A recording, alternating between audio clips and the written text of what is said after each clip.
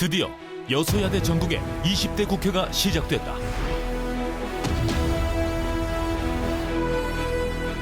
국회의 임무가 입법이라면 19대 국회는 50점에도 못 미치는 과락 점수다. 여소야대 20대 국회는 야당의 동의 없이는 단 한 건의 법안도 처리할 수 없다. 그 어느 때보다 협치가 중요한 이유다. 국회의원을 향한 국민들의 시선은 어떨까? 국회의원들요? 국회의원들 너무 별로 기대가 없어서. 정치인들이 정치를 안 하고 싸움만 하니까 그게 고민이죠. 정치를 잘못하면 그 고통과 그 아픔은 국민들에게 다 돌아온다. 저희가 뽑았는데 좀 실망스럽다고 해야겠죠? 20대 국회가 이제는 잘못된 모든 것들과의 전쟁을 선포하고 일하는 국회가 되기 위해서 무엇보다 필요한 협치, 그 방법을 모색해본다.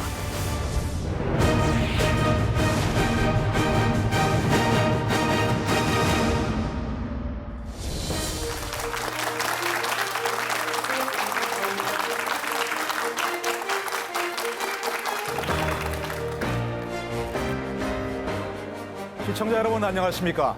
개원 특집 20대 국회 바란다 진행을 맡은 노동일입니다. 치열했던 20대 총선 결과 여소야대라는 새로운 판이 짜여진 가운데 20대 국회가 개원을 했는데요.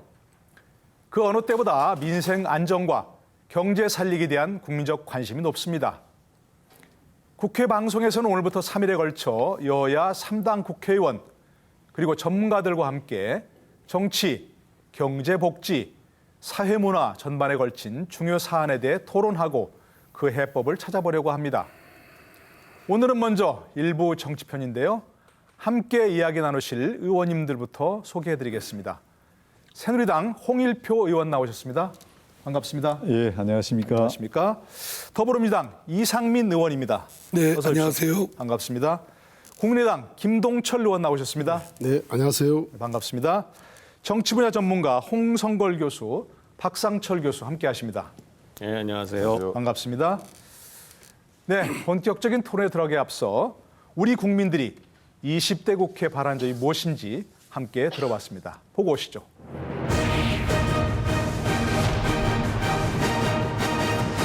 이번 20대 국회에는 정말로 국민들을 무수하고 국민들을 주인으로 섬기고 국민들을 왕으로 섬기게 돼요. 통합이 돼야 돼요. 그리고 첫째 우리 정치 개혁이 돼야 하고 국회의원분들이 진짜 저희가 생각하지 못했던 그런 월급이나 임금이나 자동차나 너무 많이 비싼 걸 타고 다니시니까 그런 걸 조금만 더 서민들한테 베푸셨으면. 이쪽 당에서 좋은 얘기를 해도 다른 당이니까 이런 게 아니라 그냥 좋은 의견들이 나오면 좀 화합되는 모습들이 보이면 자기 특권들도 정말 다른 나라 뭐 선진국들처럼 버릴 건 버리고 세워야 될 건 세워서 정말 바로선 정말 국민의 리더들이 됐으면 좋겠어요. 선거철에 했던 약속하고 똑같이 지키셨으면 좋겠어요. 공약들. 제발 좀 서로 싸우지 마시고 그냥 정말 국민을 위한 정치를 좀 해주셨으면 좋겠습니다. 네, 국민들이 바라는 정치가 굉장히 많습니다. 해야 할 일도 많은 것 같고요. 일하는 국회가 돼야 한다 이런 말씀인데 우선 일하는 국회가 되려면 개혁해야 할 것, 또 과제가 많습니다. 그건 뭐라고 보시는지 20대 국회, 일하는 국회가 되기 위한 개혁 과제, 입법 과제 등 말씀 좀 해주시면 좋을 것 같습니다. 먼저 이상민 의원께 기회를 드릴까요? 네. 사실은 국회가 할 수 있는 방법이나 수단에 매우 제약되어 있는 부분들이 많습니다. 예를 들어서 국정감사, 청문회, 또 일반적인 상임위 활동 등에 있어서 정보를 취득하는 데 있어서 정부의 그 일방적인 그 자료 제출 결정에 의존하고 있거든요. 네네. 그러니까 저희들이 원하는 정보를 정부와 같이 협치를 하기 위해서는 정보도 공유를 하고 자료도 공유를 해야 되는데 네네. 저는 유능한 국회가 되기 위해서 제도적 보완이 아까와 같은 청문회 활성, 소위원회 활성화 또 그리고 디스커버리 제도의 제도적 보장 뭐 이런 것들이 좀 되고 의원들이 유능하게 활동할 수 있도록 공간을 좀 마련할 필요가 있다라고 생각됩니다. 예, 뭐 그런 것도 입법 과제로서 추진해 주셔야 되겠죠. 김동철 의원의 의견 어떠십니까? 네. 그동안은 대통령이 원하는 법안을 국회에서 빨리 통과시켜주면은 일하는 국회고, 그리고 국회가 하려고 하는, 예를 들면 이번에 상시청문회를 위한 국회법 개정안이 있었지 않습니까? 예, 예. 그런 것을 통해서 정부의 잘잘못을 따지고 대안을 만들려고 하면 그것은 대통령에게 사사건건 반대하는, 일하지 않는 노는 국회라고 하는 그런 인식부터 좀 바뀌어야 된다. 그런 말씀들을 좀 드리고 싶고요. 예. 그다음에 국회 스스로도 좀 시스템이 좀 바뀔 필요가 있습니다.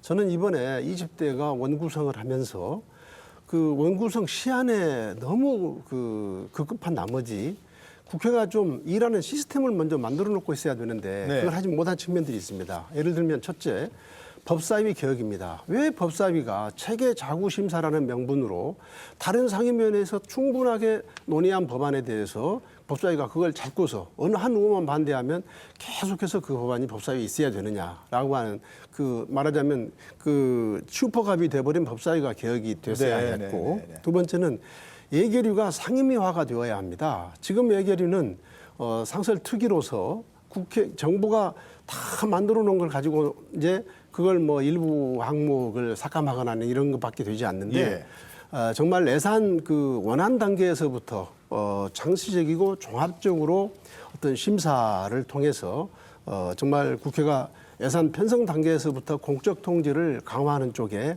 예결위 상임위가 됐어야 되는데 그것도 너무 아쉽고요. 네네. 세 번째는 상임위의 정수 축소와 기능 조정이 되어야 합니다.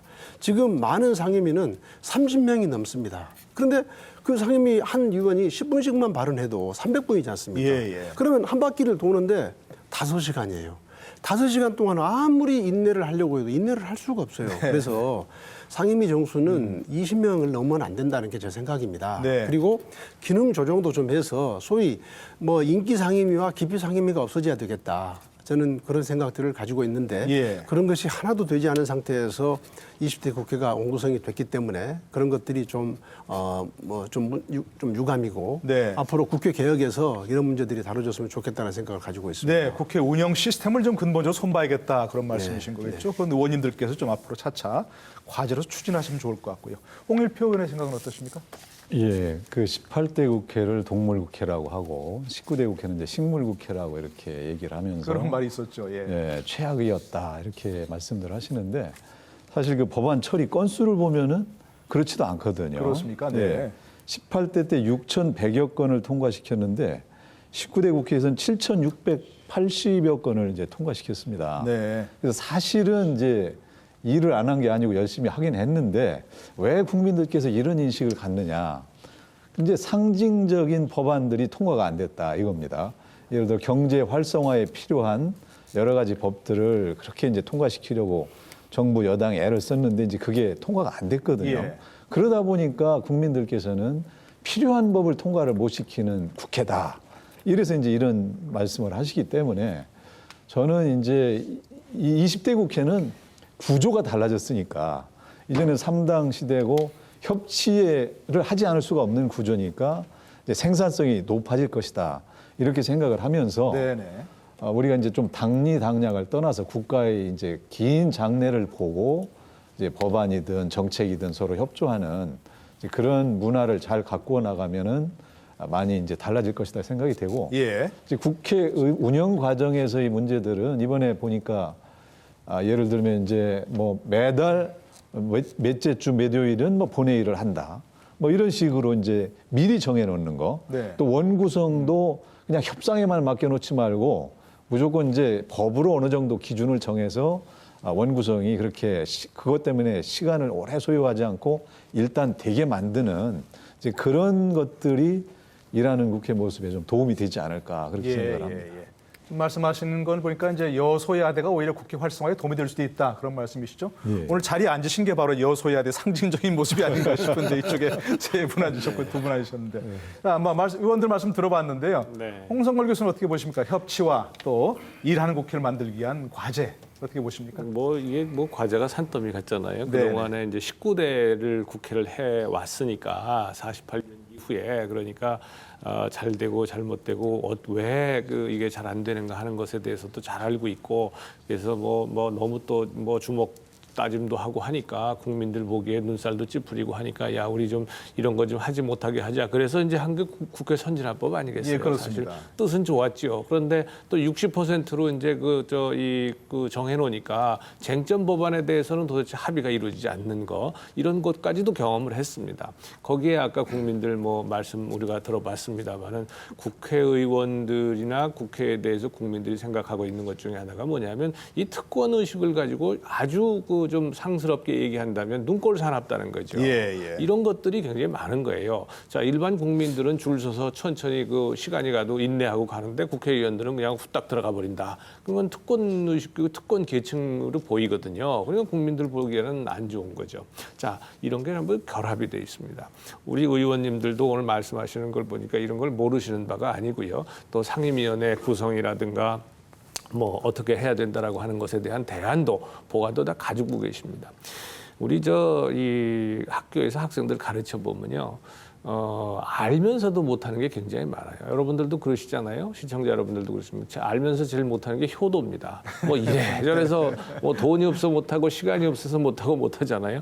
근데 몰라서 못하는 거는 가르치면 할 수 있어요. 그런데 알면서도 못하는 건 이건 가르쳐줘서도 안 됩니다. 그러니까 결국은 스스로가 알고 있는 거 실천에 옮기는 게 중요하죠. 말씀하신 것처럼 여서야대에서 협치가 아니면 이제 결과를 내놓을 수가 없습니다. 이제 국민 경제가 어렵고 하니까 일반 서민들 특히 국민들 대단히 지금 어렵고 분노하고 있고 또 전 세계적으로 지금 양극화가 굉장히 지금 확산이 되고 있습니다. 이제 20대 국회가 결과를 내놓지 않으면 국민들로부터 면죄부를 받을 수가 없다. 그런 걸 분명하게 이제 아시니까 너무 이기려고만 하지 마시고 야 이게 지는 게 이기는 거구나. 단견적으로 짧게 보니까 지는 것 같지만 길게 보니까 이긴다라고 하는 것이 옛날 어른들의 가장 큰 지혜였습니다. 그래서 세 분 국회의원님들께 당부드리고 싶습니다. 뭐 문제점은 다 알고 있으니까 이제 작은 것부터 실천하자 그런 말씀이시고요. 박상철 교수 여기는 어떠신가요? 그래서 이제 자꾸 협치 이야기하니까 좋은 말씀도 하시는데 개성은 잃지 마십시오. 명분 있게 싸운 건 국민들이 좋아합니다. 그리고 어떻게 보면 대리 만족도 느낄 수 있어요. 그래서 협치라는 것이 서로 사이좋게 지내라는 것이 아니고요. 저는 국회가 진짜 핵심적으로 할 일이 법을 만들고 예산을 짜는 거거든요. 그래서 법을 만들고 예산을 짤 때 저는 협치를 했으면 좋겠어요. 구체적으로. 그래서 현실에 맞고 뭔가 바람직한 법을 만들고 또 예산을 만들어서 통과시키고 이 작업을 국회에서 해주고 이 작업은 국회 아니고는 할 데가 없습니다. 누구한테 조정을 받으면 안 돼요. 막 눈치를 본다면 국민 눈치 보는 게 제일 좋습니다. 그러면 3선, 4선도 되고 국회의장도 되고 나중에 대통령이 될 수 있는 게 정치인들 아니겠습니까? 그래서 자기 본분의 법을 만들고 예산 짜는데 여야가 협치를 해라. 그러면 지금 여소야대 아니겠습니까? 그럼 여소야대라면은 역시 합의를 보는 사항만이 법이 되고 예산에 통과된 거 아니겠습니까? 그래서 저는 그렇게 일했으면 좋겠고요. 좀 대통령 이야기가 많이 나옵니다. 우리 헌법상 대통령의 권력이 너무 막강하거든요. 입법부가 제대로 기능을 못했습니다. 기능적으로 아무리 해도 어떻게 하겠습니까? 저는 그래서 이번에 여소야대 상황을 대한민국 헌정사에 처음으로 입법부가 제대로 된 상권 분립의 한 축을 담당하는 그런 국회로 만들어달라. 뭐 굳이 팁을 안 줘도 아시겠지만 대통령이 임기 말이니까 힘이 좀 빠졌습니다. 이것을 좋게 활용을 좀 했으면 좋겠습니다. 그래서 행정부와 입법부가 대등한 그런 국회로 좀 만들어달라고 20대 국회 주문하고 싶습니다. 역시 국민이 바라는 게 가장 중요하다 이런 말씀이시겠죠. 이번 국회 정말 어느 당도 과반을 점하지 못하고 있습니다. 여소야대 전국입니다. 그래서 이런 모든 것을 하려면 역시 협치가 중요하지 않을까 싶은데요. 화합하는 정치, 협치 정치하려면 어떤 것이 중요할지, 필요한 게 무엇일지 먼저 홍일표 의원께서 말씀 좀 해주시겠습니까?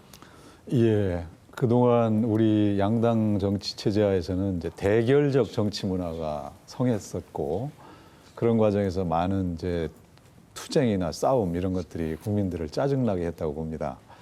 이제 3당 체제가 돼서 이제 우리가 협치를 하지 않을 수가 없습니다. 협치를 위해서 가장 중요한 것은 양보와 타협의 정치 문화를 만들어가는 거라고 생각을 합니다. 양보와 타협이 되려면 상대방에 대한 존중과 배려가 또 필요하다고 봅니다. 최근에 더민주 우상호 대표께서 말씀하신 것 중에 제가 두 가지가 좀 인상적인 게 있었습니다. 네네. 첫째는 국회법 개정안 제의에 연연하지 않겠다. 또 한 가지는 가습기 살균제가 노무현 정부 때도 책임이 있기 때문에 우리도 반성이 필요하다. 저는 정말 신선하게 느꼈습니다. 예.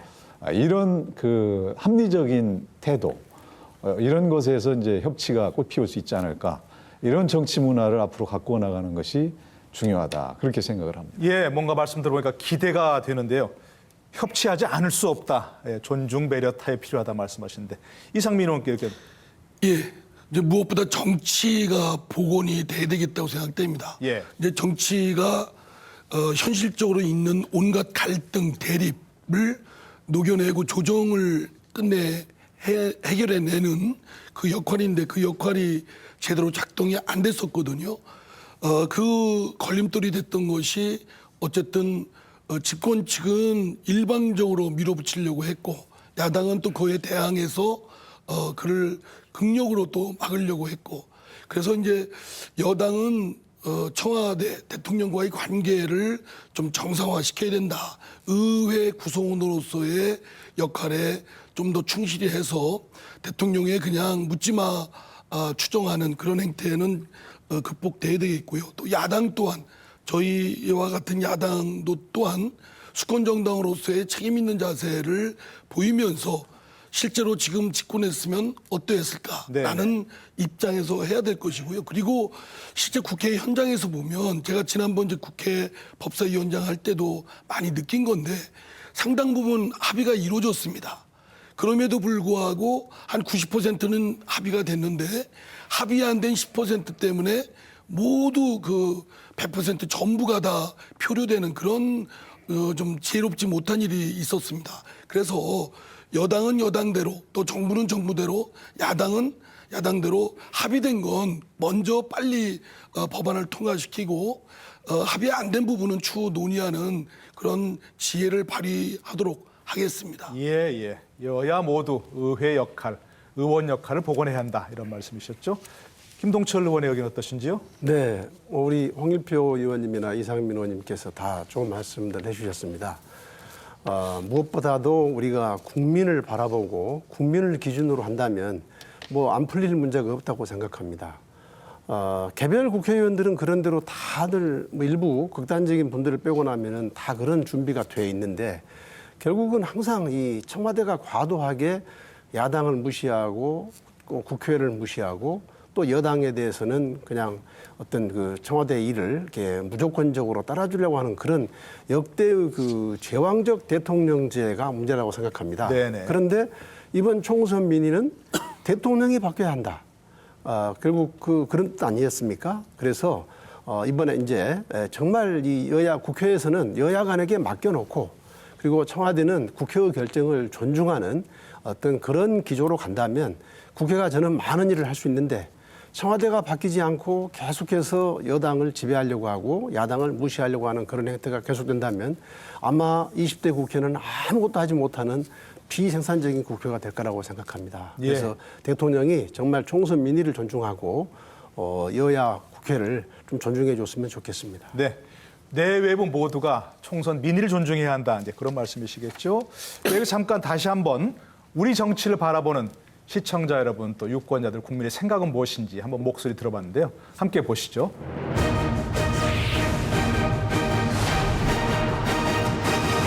일단은 그 화합이 중요한 것 같아요. 서로 야당과 여당의 화합이 어느 정도 맞아야 되는 부분인데 매번 있는 국회 싸움이 좀 문제가 있는 것도 있는 것 같고 저희가 뽑았는데 좀 실망스럽다고 해야겠죠.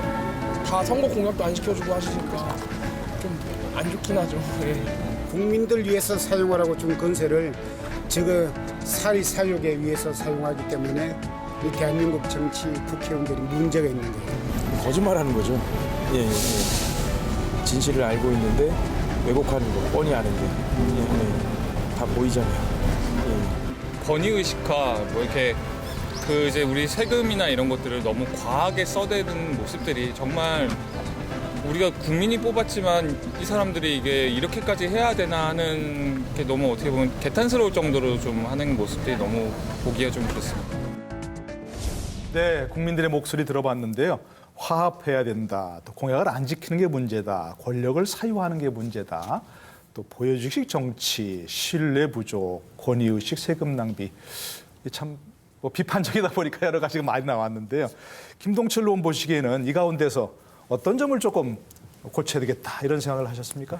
네, 우선 저런 국회에 대한 비판이 결국은 근본적으로 국민들은 참 살기가 힘들고 팍팍한데 국회가 제대로 일을 안 해서 국민들의 어떤 그 어려운 점들을 이렇게 해결하지 못한 데에 대한 것이 바로 근본적인 거 아니겠습니까? 그래서 아까 이제 특권 이야기도 나왔는데 저는 그 불체포 특권은 비리를 위한 어떤 지금은 어떤 그런 것으로 많이 쓰이기 때문에 불체포 특권에 대해서는 좀 그 우리가 내려놓을 필요가 있다. 또 이건 3당 대표와 또 우리 국회의장이 아주 적극적으로 동의하고 추진하는 것이기 때문에요. 이른바 방탄국회가 안 되도록. 네. 근데 이제 면책특권이 있지 않습니까? 아직도 면책특권은 행정부에 대한 유효한 수단입니다. 국회에서 직무상 행한 발언과 표결에 대해서는 책임지지 아니한다는 게 국회 밖에서 책임지지 아니한다고 하는 것은 대단히 저는 유효한 수단이라고 생각합니다. 왜냐하면 아직도 우리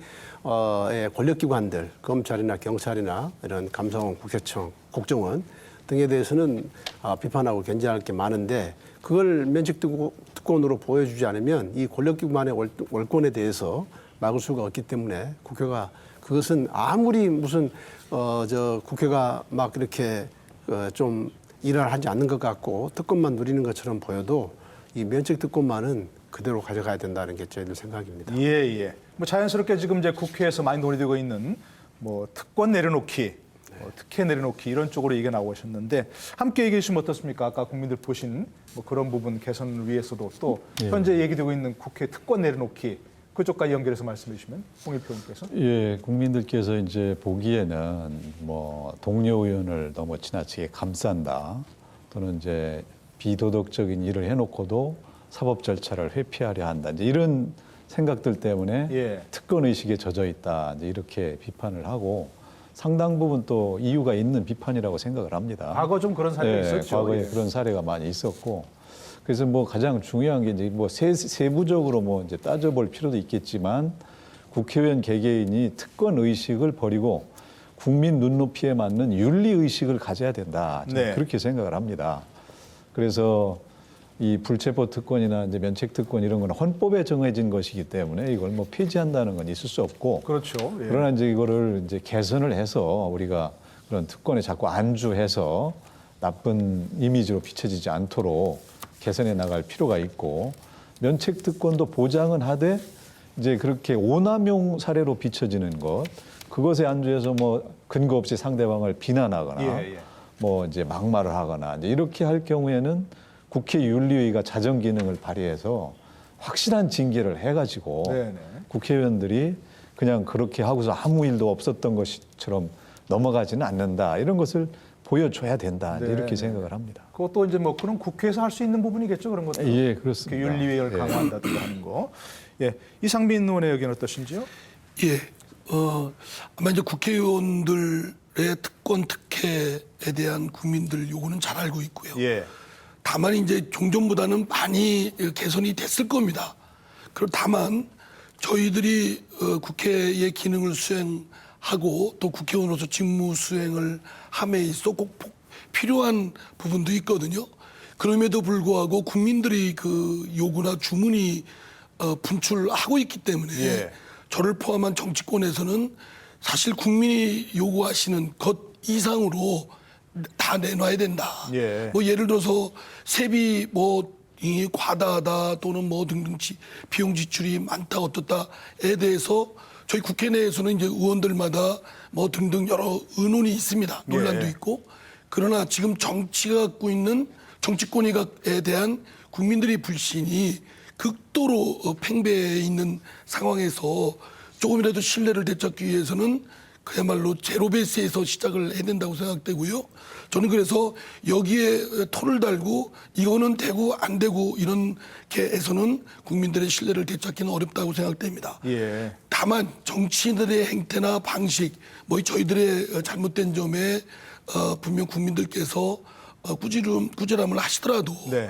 정치의 역할은 매우 중요하거든요. 그렇습니다. 그렇기 예. 때문에 정치를 왜소화시키고 정치가 무력화되면 사실은 결국 그 폐해는 고스란히 이제 국민들께 돌아가기 때문에 예. 국민들께서 정치의 역할의 중요성을 더 하셔서 정치인들을 더욱더 평소에 감시하시고 예. 요구하시고 그 역할을 좀 많이 좀 국민들께서도 저희들한테 해주셔야 된다 이렇게 생각합니다. 네네네. 중요한 말씀이죠. 저희가 뭐 정치를 비난하고 비판하지만 그것이 목욕물 버리면서 아이까지 함께 버리는 그런 울은 범하지 않아야 되는데 우리 제가 보충. 예, 그러시죠. 최근에 이제 친인척 보좌진 채용 때문에 문제가 많이 됐지 한동안 않았습니까? 곤욕을 치렀죠. 예. 근데 거기에 국민들이 이제 비판 의식은 두 가지가 있다고 보여지는데요. 하나는 국회의원들이 친인척이라고 데려다 놓고 실제로 일도 안 하면서 국민 세금만 가져가는 거 아니냐. 또 하나는 지금처럼 채용이 어렵고 이 취직이 어려운 때에 자기들은 너무 쉽게 그냥 사람을 데려다 취직시켜 주는 거 아니냐. 이런 것들이 있는데 예. 우리가 그게 법률상 금지되지 않다 보니까 그런 국민들이 따가운 눈초리를 미처 의식을 못했던 부분이 있었다. 그렇게 생각을 합니다. 그래서 이번에 이제 그런 것도 우리가 아예 법률적으로 제정을 해서 원천적으로 하지 못하게 하고 출판 기념회 이런 건 사실상 안 하고 있거든요. 지금 뭐 거의 안 하는 상황 분위기죠. 또 뭐 국회의원 연금 이런 것도 다 이제 폐지 또는 아주 뭐 축소했고요. 아주 축소해서 사실은 이제 많이 이제 시행되고 있기 때문에 꾸준히 국민들 눈높이에 따라가는 제도 개선을 통해서 국민들과의 간격을 좁혀나가겠다. 이렇게 말씀드릴 수 있을 것 같습니다. 이런 다짐 들으시면서 우리 박상철 교수께서는 어떤 생각이 드시는지요?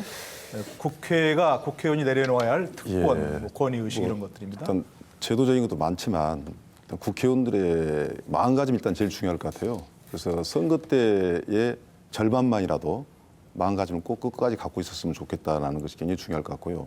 선거 유세보수 아시잖아요. 뭐 잘 사는 사람 못 사는 사람 필요 있습니까? 한 사람은 한 표 아니겠습니까? 그래서 그런 생각을 가지면 제일 좋을 것 같고 이제 제도적으로는 우리 요즘 얘기가 많이 됐습니다만은 제가 역순으로 이야기하면 면책특권은 헌법을 개정하지 않는 한은 없애긴 힘들어요. 다만 그 면책특권을 국회의원이 마치 자기 개인의 권력으로서 활용할 수 있는 부분은 법률적으로 제한하면 아주 좋은 법입니다. 그게. 그건 위헌이 아닙니다. 그래서 국회의원들께서 이번에 이왕자 이야기 나온 것 면책특권을 존치시키되 하지 말아야 될 사항을 구체적으로 많이 적실해서 법을 하나 만들었으면 좋겠고요. 국회법을 개정해도 좋고 단독법을 만들어도 좋고요. 불체포 특권은 아예 사용할 수 없을 만큼, 그러니까 사용할 때만 유일하게 그 정해가지고 가급적 사용하지 않도록. 불체포 특권이 뭡니까? 일단 법적으로 용의자하고 피의자 아닙니까? 그걸 왜 보호를 하겠습니까? 그래서 그런 것들을 시대가 많이 바뀌기 때문에 독재 시대가 아니다고 우리 인정하고 좀 했으면 좋겠고요. 친인척 문제는 몇몇 의원들이 이제 불미스러운 일이 이번에 벌어졌는데 역시 제도 미비에서 나왔다고 저는 봅니다. 근데 그걸 보면 국민들이 왜 그 부분을 조그만 것 같지만 질타를 하고 가장 붕괴를 하냐면 과연 저렇게 자기 주변을 사람을 둔 사람이 과연 공인으로서 뭘 하겠느냐. 우리 국민들이 이제 옛날에 제일 좋았지만 제일 싫어하는 사람이 대통령과 재벌 총수예요. 그 사람들 다 친인척 가까운 사람이 다 알아서 하지 않습니까? 국회의원들도 이제는 그 사람들도 그걸 조심하잖아요. 정말 친인척 그 문제는 굉장히 엄격하게 규정을 만들어서 국민이 보더라도 아 국회의원들이 제대로 마음가짐을 가졌구나라고 할 겁니다. 그래서 저는 다른 구체적인 입법 사항이 많다 할지라도 방금 나온 이야기들을 더 20대 국회가 무르익기 전에 정기 국회에 들어가기 전에 좀 합의를 봐서 법으로 만들어서 참 좋겠다 생각이 듭니다. 그런 말들이 지금 많이 나오고 있으니까 아마 제도화 되지 않을까 싶은데 홍성울 교수님의 조언은 어떠십니까? 네, 뭐 간단히 말씀드리면 이런 겁니다. 어느 입장이나 어느 그 시각에서 보느냐에 따라서 전혀 달라지는 거죠. 지금까지 국회의원들이 국회의원의 시각에서 봤다면 이제는 국민들의 시각을 요구하고 있는 겁니다. 그러니까 일반 국민들이 볼 때는, 그러니까 국회의원의 시각에서 볼 때는 이게 당연한 권리라고 생각했던 것이 일반 국민에서 볼 때, 국민의 입장에서 볼 때는 부당하고 부도덕한 특혜로 보이는 것들이 많이 있거든요. 그러니까 입장과 시각을 바꾸면 지금 뭐 여러 가지 많이 말씀을 하셨습니다만 그런 것이 이제 많이 달라질 수 있다 이렇게 이제 말씀드리고 싶고 그래서 이 입장과 시각을 다르게 하려면요 그러면은 생각과 태도를 바꿔야 되는데 생각과 태도라는 것은 사소한 것에서부터 시작을 하는 거거든요. 오늘도 이제 보면 이제 우리 이상민 의원님은 의원 배지 안 달고 나오셨네요. 그 백제 원래 안 다십니까? 오늘 잠깐 잊어버리신 아니야, 겁니까? 안 달고. 원래 안 다십니까? 그 백재현 윤리특위위원장이 그 의원 배지 없애자는 얘기를 하셨잖아요. 저는 네. 의원 배지 없애자는 얘기는 상징적인 의미라고 생각을 해요. 의원 배지 하나하나 그걸 가지고만 얘기하는 것이 아니라 의원들이 가지고 있는 특권 의식을 없애자라고 예. 하는 것이 배지 없애자라고 하는 얘기지 배지 자체를 갖다가 뭐 달지 이런 얘기는 아니라고 저는 생각하거든요. 그래서 의원님들이 국민들 입장에서 다시 한번 뒤돌아 보면 그러면 지금 하고 있는 그동안 당연하다고 생각했던 많은 일들이 이게 당연한 것이 아니었구나라고 하는 것에 미칠 것이고 예. 그것에 바탕을 두어서 스스로 의식도 강화하고 법안도 강화하고 규정도 강화하고 이렇게 해서 국민들 앞에 떳떳해질 수 있도록 이렇게 스스로 하는 것이 오히려 더 바람직한 것이 아니냐 이렇게 생각을 합니다. 예, 의식 즉 생각부터 바꿔야 이제 행동이 바뀌어진다 그런 말씀이죠. 짧게 예, 한 말씀 김동철 의원 드리겠습니다. 말씀하시죠. 예. 국회의원 배지 얘기가 나왔으니까. 네. 제가 그러고 보니까 홍 의원도 안 다셨는데 오늘 김 의원만 다셨습니다. 제가 일화 하나만 말씀드리고 네. 할게요. 김대중 대통령께서 그 야당 총재 시절에 저는 물론 그때는 국회의원도 아니었습니다만 소속 국회의원들에게 항상 그 깨알같이 이제 그 말씀하시는 것 중에 하나가 네네. 국회의원 배지 달아라는 거였습니다. 달으라 그러셨습니까? 네. 네.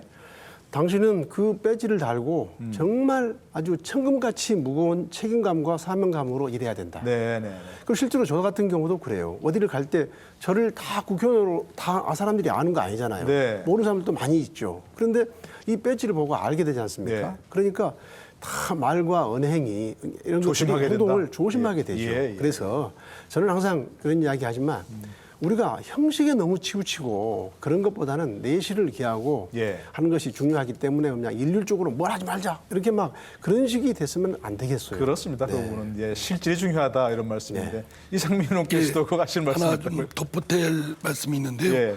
이제 국회의원들의 비판받는 것 중에 국회의원들의 세금이 너무 많이 쓰여진다. 네. 세비를 비롯해서 보좌진들 또 여러 가지 기타 등등 비용이 있다는데 저는 그때마다 이제 좀 스스로 자괴감이 들고 예.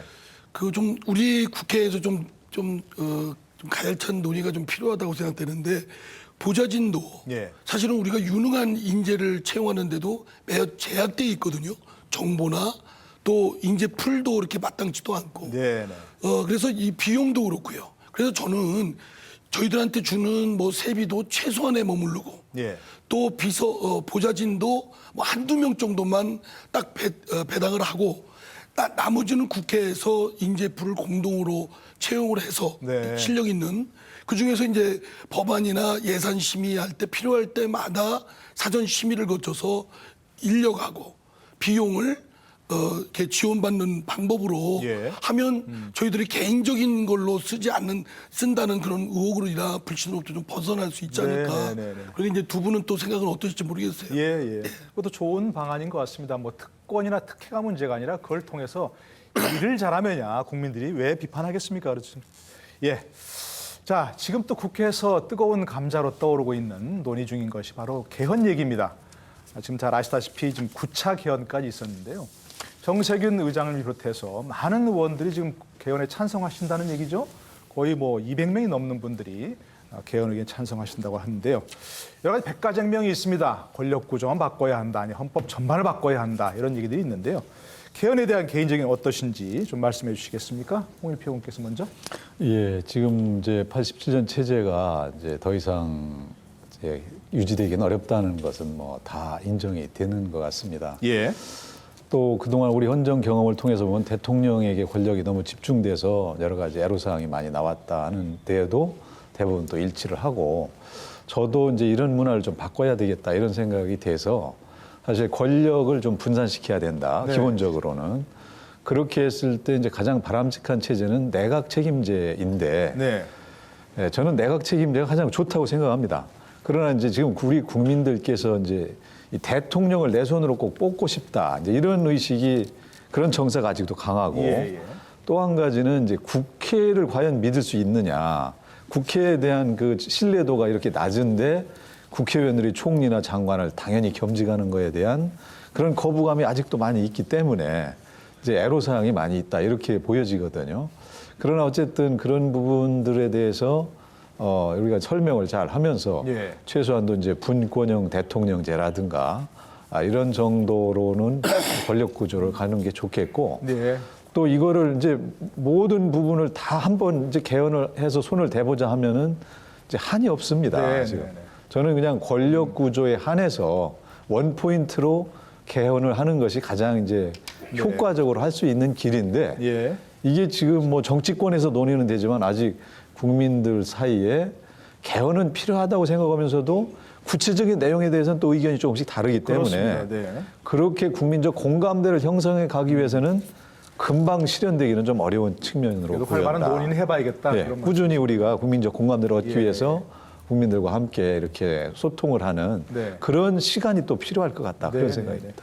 제가 알기로는 이상민 의원께서는 개헌을 좀 반대하시는 의견인 걸로 알고 있는데 아닙니다. 아닙니까? 예. 만년필 좋은 거 산다고 뭐 시험 점수 잘 보냐 이런 저기 말씀 것 기억이 아니 나는데. 그러니까 그걸 정략적으로 활용을 하는 경우. 네. 예, 근데 이제 제가 17대 연립우단 때 그때 당시 노무현 대통령이 그런 뭐 원포인트 개헌을 예, 그러셨죠. 말씀하셨죠. 그때 예. 제가 지금 뭐 경제 어렵고 나라 없고 뭐 국정이 국민들부터 많은 비판을 받는데 소위 말하는 사연중임제로 바꾸는 그런 정도의 처방 가지고는 네. 할 수가 없다. 뭐 말하자면 정치권을 판을 흔들려는 정략적 의도만 숨어 있을 뿐이다. 네. 그렇게 네. 국민들로부터 의심을 받는다고 해서 제가 노무현 대통령을 비판했던 거고요. 네, 그때 상황 맥락 때문이었다 그런 말씀이시죠? 예. 저는 개헌은 당연히 지금 헌법 권력 구조나 여러 가지 기본권 등등에 당연히 뜯어 고쳐야 됩니다. 그러나 이제 실현 가능성은 현재 상황에서는 없다고 보는데요. 다만 이제 당이론적으로 볼 때 우리 사회가 갖고 있는 갈등, 이 고착화된 갈등 구조를 해결하는 데는 지금 구조. 예. 에서는 도저히 안 된다. 그리고 국민주권주의가 늘 작동되기 위해서는 대통령 5년 임기, 국회의원 4년 임기, 특히 이제 국민들께서는 4년 임기 한 부분에 이제 매우 못마땅하실 텐데요. 뽑아놓고 후회하시는 그런 것들에 대해서 주권주의가 작동이 되게끔 뽑아놨지만 잘 못하면 퇴출시킬 수 있게끔 그런 것들은 결국 의원 내각제 아닌가 싶거든요. 물론 이제 이로 인해서 선거에 비용이 많이 든다, 전국이 불안정한다라는 부작용도 있지만 저는 오히려 효율성을 따진다면 갈등을 해결하는데 오히려 효율적이고 그래서 국민주권주의가 더 늘 작동하기 때문에 당위론적으로는 이런 정부 형태가 의원 내각제로 바뀌어야 된다고 생각을 하지만 실현 가능성은 뭐 거의 없다고 생각합니다. 네, 역시 국민들이 늘 책임을 물을 수 있도록 하는 건 바람직하다 이런 말씀이신데 이제 실현 가능성에는 회의다 이런 말씀이시죠. 김동철 의원의 의견은 어떠신가요? 네, 오늘 토론 주제가 맨 처음에 우리가 협치를 이야기했지 않습니까? 말하자면 대화와 소통이 안 되고 있다는 것을 지적을 한 건데 왜 우리 정치가 대화와 소통이 안 됐느냐? 그것은 결국 근본적인 것으로 돌아가면 제왕적 대통령제입니다. 네네. 대통령이 아주 모든 권한을 다 쥐고 있으면서 여당을 지배하고 그래서 여당은 또 대통령의 눈치를 보면서 야당을 무시하는 그런 데서부터 우리 이 정치의 근본적인 요인이 그런 데 있는 거기 때문에 개헌이라는 말도 거기에서 비롯됐다고 생각하고요. 그래서 개헌에 하여튼 반드시 해야 될 개헌의 요체는 제왕적 대통령제를 바꾸는 거다. 결국 내각제적 요소가 가미된 그런 쪽으로 가야 된다라고 역시 생각합니다. 공통적으로 이제 권력 구조를 좀 바꿔야 한다. 그리고 우리 이상민 권력 분산을 의원께서는 위해서. 가능하겠냐 그러는데 이제 우리 국민들의 의식 수준에서 벌써 87년 체제가 이제 30년이나 됐기 때문에 충분히 저는 가능하다. 왜? 국민들의 지금 70에서 80%가 찬성하고 있고 국회의원들도 거의 뭐 80에서 90%의 국회의원들이 찬성하고 있기 때문에 또 지금 청와대 기류도 보면은 박근혜 대통령이 처음에 어떤 그런 입장이 아니고 상당히 개헌에 대해서 그렇게 적극적인 반대는 아니라는 것이 느껴집니다. 네, 오늘 또 헌법 전문가가 나오셨으니까 얘기를 좀 들어보지 않을 수가 없는데요. 박상주 교수 어떻게 이 부분엔 짧게 좀 말씀해 주시면. 그 학계와 국민들은 이미 지쳤어요. 개헌 진작에 하자 그러고 이제는 이제 그 열정이 좀 사라진 상황입니다. 그런데 분명히 개헌이 되긴 돼야 돼요. 국민들이 이제 아직 국민들 눈에서는 내각제가 아직 거리감이 있습니다. 역시 대통령도 대표를 뽑고 국회의원도 우리가 뽑아서 2번에 걸쳐서 심판을 하겠다는 것이 이제 국민들의 그 대통령에서 국민들이 갖고 있는 권리입니다. 권력이고. 그리고 근데 5년 단임제라는 것은 독재 시대를 마감한 데는 큰 의미가 있었지만은 한번 생각해 보십시오. 국민들이 뽑을 때만 그 선출권이 있지 심판권이 없어요. 단임제니까. 만약에 4년 중임제라고 생각해 보세요. 대통령이 당선되고 나서 지금 우리 5년 단임제 된 대통령들이 과연 4년 후에 국민들한테 또 심판을 받는다 그러면 지금 같은 행동을 할까요? 그래서 4년 중임제로 하자. 미국서 실험이 됐고 이게 이제 학계하고 그 국민들의 100%는 아니지만 과반수 이상의 바람이기 때문에 예.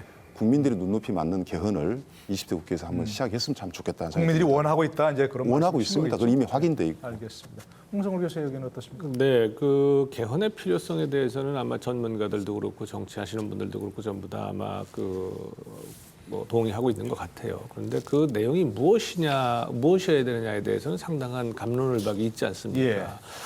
우리 정치계가 그동안에 해온 그 상황을 보면요. 내가 옳다고 생각하는 대로 가지 않으면은 이걸 합의를 이루지 못하는 겁니다. 그래서 지금까지 많은 문제가 있어 왔고 개헌도 마찬가지였단 말이죠. 그래서 저는 필요성은 있지만 권력 구조 문제만 가지고 지금 그 개헌의 논의가 이루어지는 것은 좀 바람직하지 않다고 생각해요. 네. 우리가 가지고 있는 많은 문제를 한꺼번에 해결을 해야 되는데 네.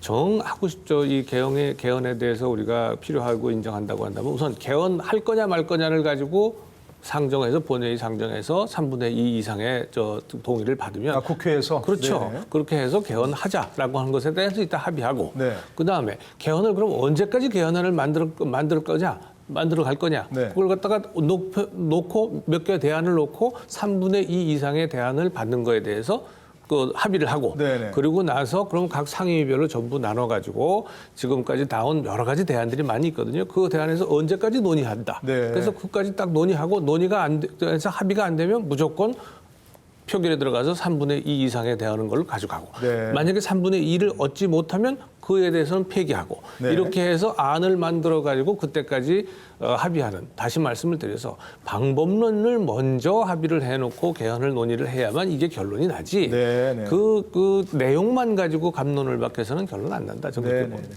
지금 많은 논의가 있으니까 이제 뭐 개헌 여부, 시기, 방법론 놓고 구체적으로 한 번씩 다 그렇죠. 국회에서 결정을 그거 해야 먼저 된다 이런 합의해놓고 말씀이죠. 3분의 2 이상 해놓고 예, 그러고 나서 알겠습니다. 개헌을 실시해라. 알겠습니다.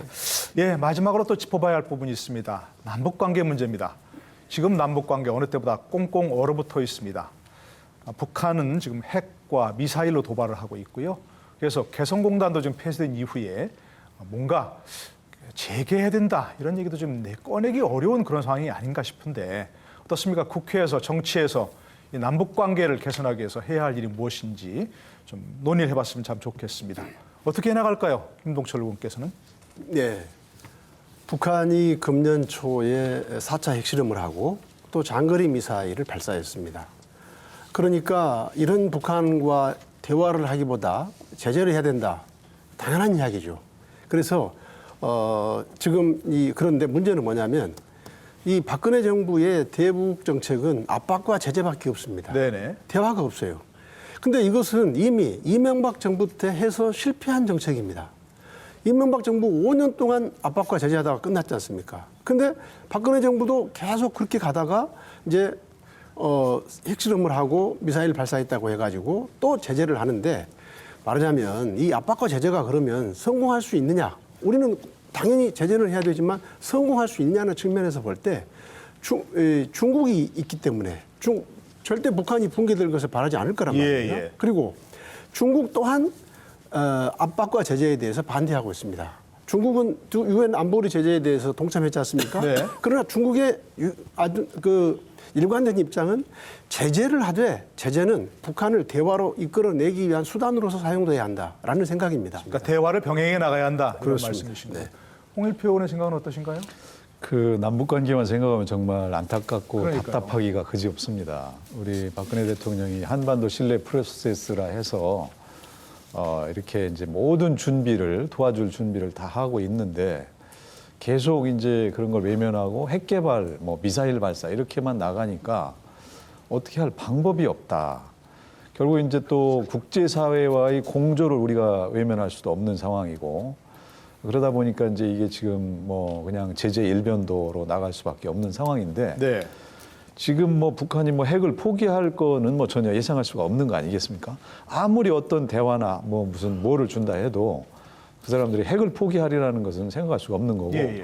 뭐 전문가들도 이제 핵을 단념하게 할 수는 없고 이제 더 이상 개발하거나 예. 더 활용하거나 이렇게 하는 거를 못하게 하는 수준에 그쳐야 되지 않을 거냐 이렇게까지 얘기가 나오고 있기 때문에 동결 차원에서 예. 우리로서는 어쨌든 이제 미국과 또 국제사회의 공조 속에서 좀 일치된 목소리를 내야 그나마 단기적으로라도 효과가 있지 않겠느냐 예. 이렇게 생각이 되고 결국 장기적으로는 이제 교류나 대화를 하지 않을 수 없을 겁니다. 네. 그런 시점이 나오겠지만 지금은 이제 그렇게 당장 뭐 이렇게 이제 국제사회가 다 나서서 제재를 하고 있는데 우리가 이게 아니고 뭐 이제 지금은 대화를 해야 된다 이렇게까지 하는 것은 좀 일관된 팀워크가 일어나지 않는 것이기 때문에 네네. 국제사회와의 관계에서도 잘못된 시그널을 보내줄 수도 있고 그래서 그런 부분이 참 고민스럽긴 하지만 네. 지금으로서는 특별한 뭐 방법이 없을 것 같다 네. 이렇게 생각이 됩니다. 그러니까 참 고민스러운 고민이 많습니다. 정말 그렇죠. 그러니까 장기적으로는 대화 국면으로 갈 수 있지만 현재는 그런 국면 전환하기는 적절치 않은 시기다. 그런 말씀이신 것 같습니다. 이상민 의원께서는 어떻게 보십니까, 여러분? 저는 당장 대화에 적극 주도적으로 나서야 된다고 생각합니다. 네. 지금 상황을 돌아보면 북한의 핵과 미사일 문제로 한반도가 평화가 위협받고 있고요. 특히 동북아는 지금 미국과 중국의 대결 구도가 더 심화되고 있지 않습니까? 예. 뭐 사드 문제만 해도 그렇고요. 그래서 이 한반도 평화와 한반도 통일이 목적이 돼야 되고 이를 위한 수단은 강경책이든 또는 온건한 전략이든 다 동원해야 되거든요. 네. 그런데 지금 박근혜 정부는 그냥 강경 일변도로 나가고 있습니다. 네. 북한 고립, 제재.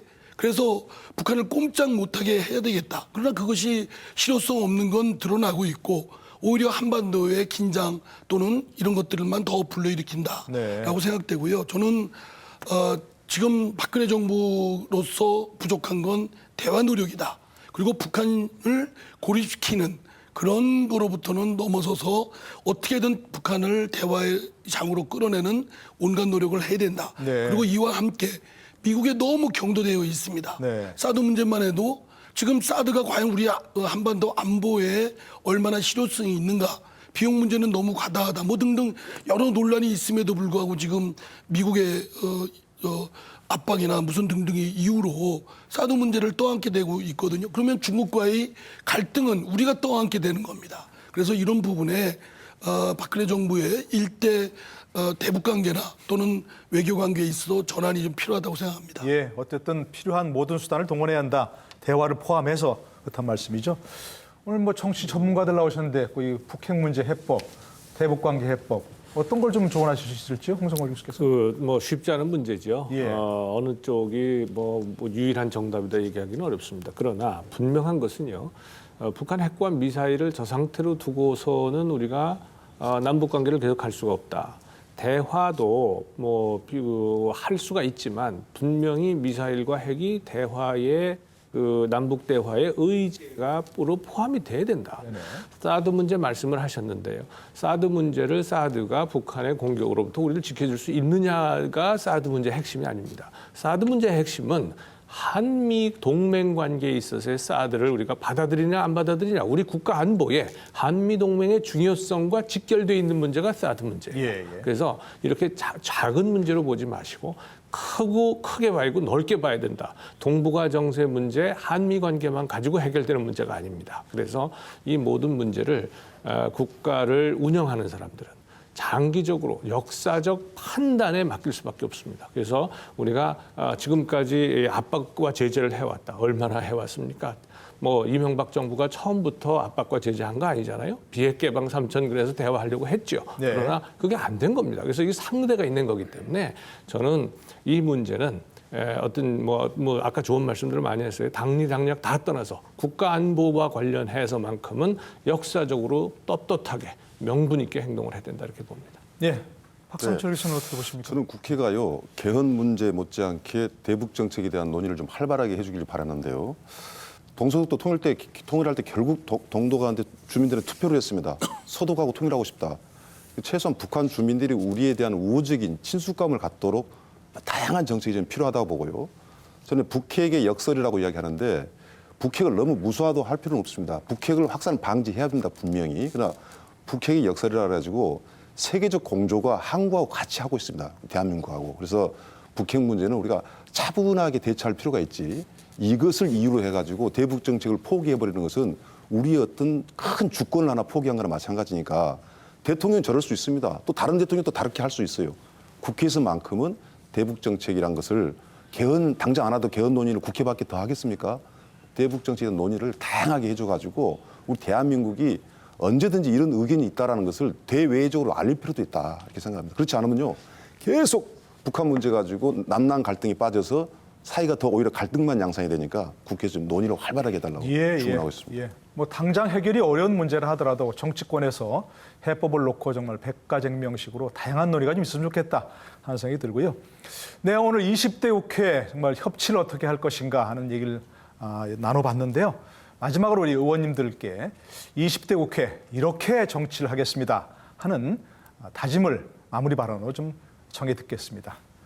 홍익표 의원부터 좀 시작해 주시죠. 예, 지금 이번에 이 화면에서도 나왔던 국민들의 따가운 목소리 저희들이 잘 명심하고 정말 우리 국가의 장래를 위해서, 먼 미래를 위해서 또 우리 미래 세대까지를 생각하면서 법안을 만들고 정책을 이제 만들도록 그렇게 노력을 할 것이고 또 우리 국회의원 개개인들이 국민들이 눈높이에서 눈살을 찌푸리게 하는 그런 태도나 언행을 삼가서 앞으로는 이제 국회의원들이 그야말로 우리 청소년들에게도 좀 모범적인 그런 상이 될 수 있도록 꾸준히 노력을 하겠습니다. 예, 20대 국회에서는 정치를 이렇게 하겠습니다 하는 다짐으로 이상민 의원의 발언 들어보겠습니다. 예, 이제 국민들께서 정치인에 대한 기대와 함께 많은 따가운 시선 잘 알고 있고요.